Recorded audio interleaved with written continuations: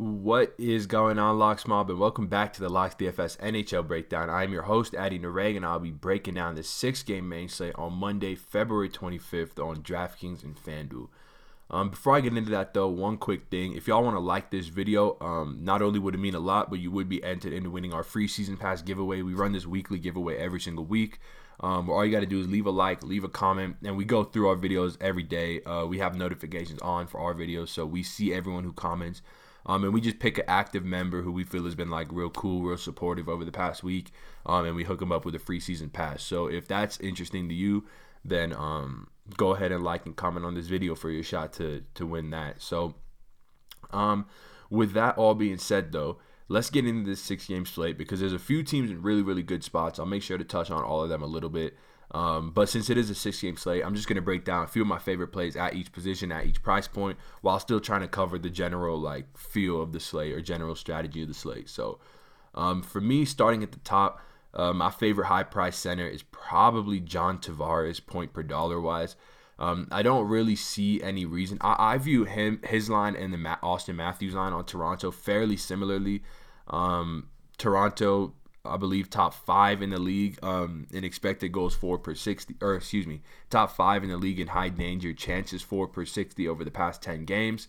Buffalo, not a great defensive team, expected goals against per 60 wise, still ranking in the bottom half of the league. And these two lines, like I was saying, are fairly equal to me. I think you could go with either one of them.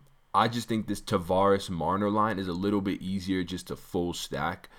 Because you would leave Zach Hyman off there. So if you wanted to stack up John Tavares and Mitch Marner, who's also especially cheap at 6.7K on DraftKings, not so much on FanDuel, I think that makes for a good move. If you do want to go to that first line, though, Austin Matthews does have a slightly higher Corsi 4 per 60. However, like I talked about a couple of videos ago, John Tavares averages almost 8 high danger chances for per 60 per game, individual high danger chances 4 per 60 per game, which is crazy for an individual player to generate that kind of stuff. So that's why I'll be going with John Tavares, and for the $800 discount. If you do go Austin Matthews, I love stacking him up with these two guys, Andreas Johnson and Kasperi Kapanen. Andreas Johnson especially because he is getting that first unit power play time, which is highly coveted on this Toronto team.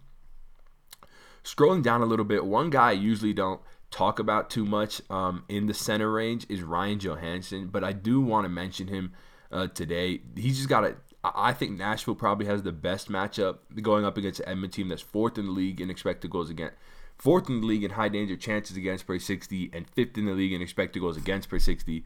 So just a really, really bad defensive team. They also have one of the worst penalty kills in the league, ranking 3rd from the bottom.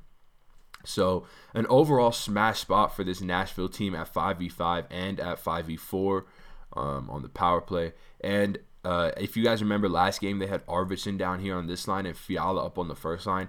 They've since reverted back to their dominant first line of Ryjo, Victor Arvidsson, and Philip Forsberg. And they all correlate on that first unit power play, except for Forsberg, who's on the second unit power play with Bonino on the first. I'm not sure if that'll stick, especially if they don't have success in their first couple power plays. So take this with a grain of salt. I still like all 3 of these players a ton. That will probably do it for center. Just one guy I want to mention is Rickard Rakell. Ryan Getzlaf looks like he's going to remain out this game. Rickard Rakell is centering that top line. I don't love him as a center. I prefer him as a winger with Getzlaf playing center and maybe Corey Perry on the other wing. But in this case, I guess DK, he was listed as a center because he was centering them last game. I guess they've switched it up and put Derek Grant at the center. It's not Ryan Getzlaf, but it'll do. And the reason I like him primarily is because Ryan Getzlaf is gone. He will be asked to drive the offensive upside for this line a bit more as far as taking a few more shots, playing a bigger role in the playmaking. So it's not a great spot for him on the road in Vancouver, but for 4.8K, getting a player who last year was consistently listed at 6.8K feels like a good value to me. Moving on to winger, my high price range of winger actually doesn't start too high. Starts around the 6.5 range. But a couple guys I'd like to talk about, Marner and Philip Forsberg. So Mitch Marner leads Toronto, or is 3rd, I believe. Let me check. Let me check. Let me just give you guys the real facts.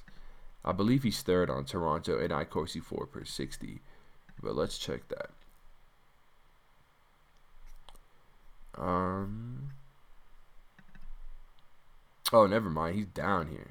He's fifth. So he's fifth on the league. He's fifth on the yeah, there we go. He's fifth on the Maple Leafs and iCourse 4 per 60. Nazem Kadri shouldn't play this game, so I guess that makes him fourth. But like I said, just a great matchup and great pairing, great correlation with John Tavares, who might be my favorite player on the slate. I think stacking him up is super viable on DraftKings, where he's especially cheap. On FanDuel, he's a little bit more expensive as the third highest priced winger, so I may not be going there here. But there is a lot of value on this site, especially in the defense range, so you can pay up for a lot of guys on FanDuel, so maybe. And then the last guy I want to talk about was Philip Forsberg. I'm mad that I clicked out of it because I had it pulled up already. But he's actually leading Nashville in iCourse 4 per 60, which caught me off guard because I had just always assumed it was Victor Arvidsson because of how much he shoots the puck. But when you break it down in all strengths, as far as like at 5v5, 5v4 combined, he actually leads them in iCourse 4 per 60 with at 22.43, which is like incredibly high.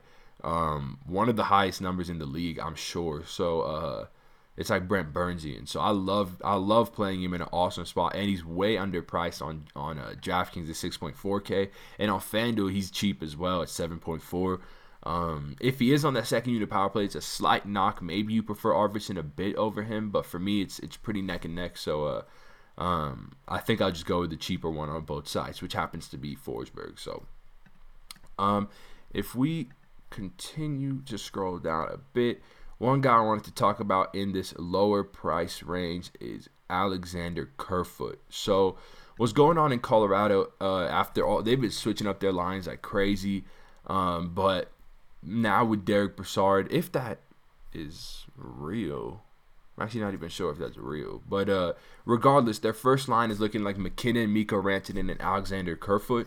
The biggest takeaway from here is that Alexander Kerfoot is in a very cushy role on this first line, which has typically got Gabriel Landeskog on it. But this is something Colorado does. They'll drop Landeskog to that second line just to give them a little bit more depth, because they do have a good third line with Soderberg and Comfer, so it would help to have a pretty decent second line. And if they do have Brassard, this would make for a pretty decent second line. Kerfoot, so skating at 5v5, not a great matchup versus the Florida team that's in the top 10 as far as high danger chances against over their past 10 games.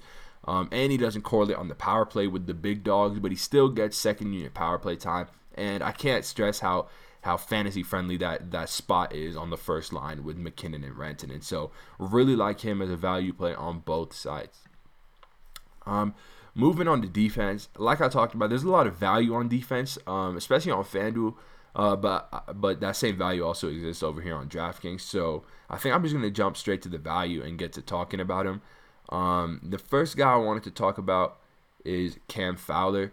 The news because of this is, or the reason because of this is the news that Brandon Montour got traded to the Buffalo Sabres yesterday. Brandon Montour, not a great defensive defenseman. He's far more known as having a lethal shot as an offensive defenseman. So a nice pickup for Buffalo, but Anaheim certainly didn't lose the trade and getting a first-round pick in Brendan Gould. So, but what I'm trying to say is Cam Fowler, I think with Brandon Montour leaving and taking his 20-21 minutes a game with him, I think that secures Cam Fowler and Hampus Lindholm's minutes floor. Cam Fowler just the cheapest one on this site at 3.8K. If he's going to skate, 25 minutes and get first unit power play time, then and in a matchup versus a Vancouver team that isn't great defensively, they're just average, and missing Alexander Edler, I like this spot for Cam Fowler. And then the next value guy I wanted to talk about was either one of these Vancouver guys, whichever one they had in the first unit power play between Troy Stecher and Ben Hutton. For the past week or so, it was Troy Stecher. The last game they switched it back to Ben Hutton, and it looks like they're going to keep it at Ben Hutton. I would have preferred Troy Stecher personally because he shoots the puck a lot. Just a more offensive friendly defenseman. It looks like they might have Ben Hutton out here primarily because they don't want to give up any shorthanded chances. He's a pretty sound defenseman. So But regardless, Ben Hutton is 3.3K, getting first unit power play time, and you guys can see the minutes he's been skating without Alexander Edler, 28, 26.5, 27.3, 25.5. And this is specific to these guys because when Edler's out, Edler's a guy that skates like 30 minutes a game. It's like taking Drew Doughty off of the Kings. You know how many minutes would be distributed between all their other defensemen. So it kind of works in that same sense. And Ben Hutton at 3.3K is awesome. Even Troy Setcher at 3K is a fine play because he's probably going to skate 25 minutes as well. And so anytime you can just lock yourself into 25 minutes at 3K, that's just something that like you should do.